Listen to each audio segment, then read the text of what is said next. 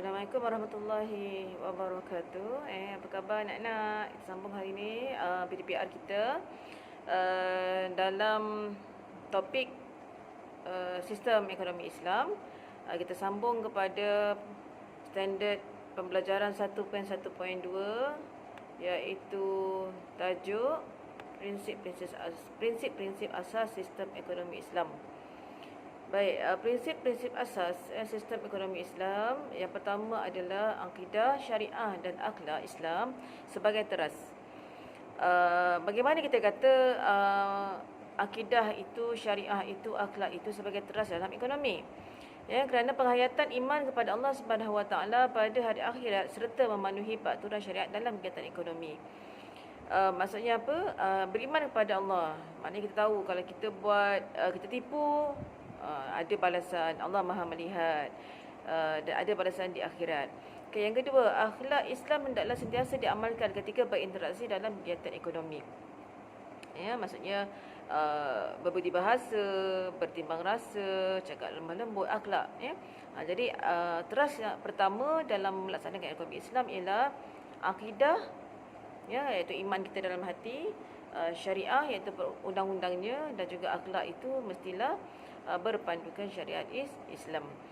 Baik, prinsip yang kedua adalah manusia sebagai khalifah. Ya, prinsip kedua manusia sebagai khalifah. Apa yang dimaksudkan manusia sebagai khalifah? Allah Subhanahu Wa Taala ialah pemilik segalanya, manakala manusia ialah pemegang amanah Allah Subhanahu Wa Taala dalam memakmurkan kegiatan ekonomi. Jadi bila kita tahu kita ini hanya pelaksana, ya, Allah Subhanahu Wa Taala yang punya semua-semuanya, maka kita akan rasa kita akan buat yang sekadarnya lah, ya. Tak akan ada rasa sifat tamak, tak akan ada rasa nak semuanya, dan menindas orang lain. Okay, yang kedua, makhluk-makhluk lain dicipta oleh Allah Subhanahu Wa Taala untuk memenuhi segala keperluan manusia. Maksudnya Allah jadikan tumbuhan, ya, haiwan, semuanya adalah untuk keperluan. Maksudnya bila kita ingat bahawa itu sekadar keperluan, kita akan ambil sekadar kita nak pakai. Ya, kita terbang balak sekadar kita nak pakai. Kita tangkap ikan sekadar yang kita nak guna. Taklah kita ambil semua ikan kat laut sebab kerana sifat tamak nakkan keuntungan lebih. Ya, itu dia yang kedua, prinsip kedua, bila kita ingat bahawa kita hanyalah khalifah yang melaksanakan ekonomi, ya, untuk kehidupan kita. Okey, baik. Prinsip yang ketiga adalah pekerjaan dan ganjaran. Manusia dianjurkan untuk berusaha dan bekerja bagi menjaga pendapatan, bagi menjana pendapatan. Ya, maksudnya kita berniaga ni ataupun kita nak bekerja ini untuk dapat pendapatan. Yang kedua, pelibatan manusia dalam kegiatan ekonomi merupakan ibadah dan pekerja hendaklah diberi ganjaran yang setimpal oleh majikan. Jadi prinsipnya ekonomi Islam ini adalah kita bekerja, okey, kita melaksanakan ekonomi adalah untuk ganjaran dan untuk kehidupan kita lah. Maksudnya ada pendapatan, maka kehidupan boleh diteruskan. Okey, yang prinsip yang keempat adalah keuntungan dan kerugian. Baik, keuntungan dan kerugian dalam kegiatan ekonomi ialah perkara lumrah. Ya, mekanisme mudharabah dan musyarakah digalakkan bagi memenuhi prinsip ini.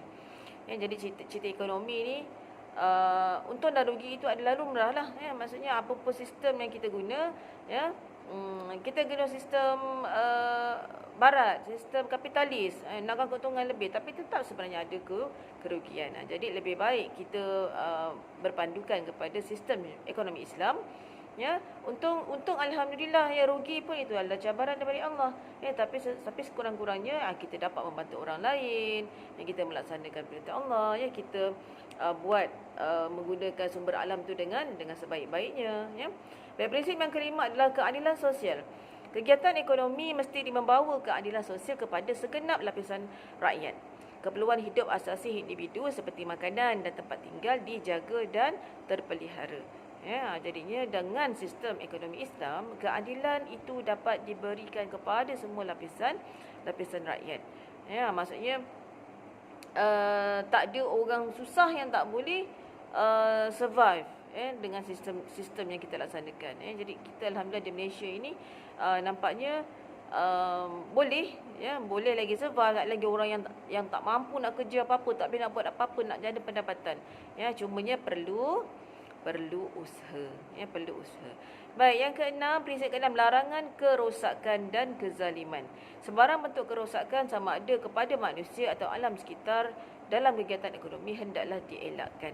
Ya, sebab itu bila kita nak buka kilang, pastikan di mana nak dilupuskan dan di mana nak dibuang sumber-sumber yang tak dipakai. Sama juga dengan kita nak buat penternakan, ya, supaya kita tidak merosakkan alam dan juga mengganggu persekitaran. Islam mengharamkan penindasan, penipuan, eksploitasi, pencemaran alam sekitar dan pembaziran dalam kegiatan ekonomi. Itu kita jelas dan fahamlah, ya. Maksudnya bila kita dah belajar, kita dah tahu bila satu masa nanti kita nak melaksanakan sistem ekonomi Islam, ya, kita pastikan 6 prinsip ini dijaga dan kita akan kita laksanakan.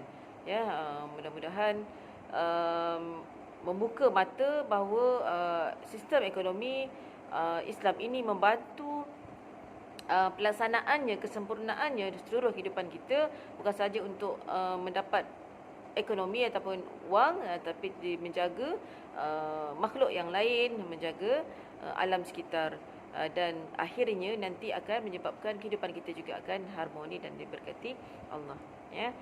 Okey, cukup itu untuk hari ini. Sekian, assalamualaikum warahmatullahi wabarakatuh.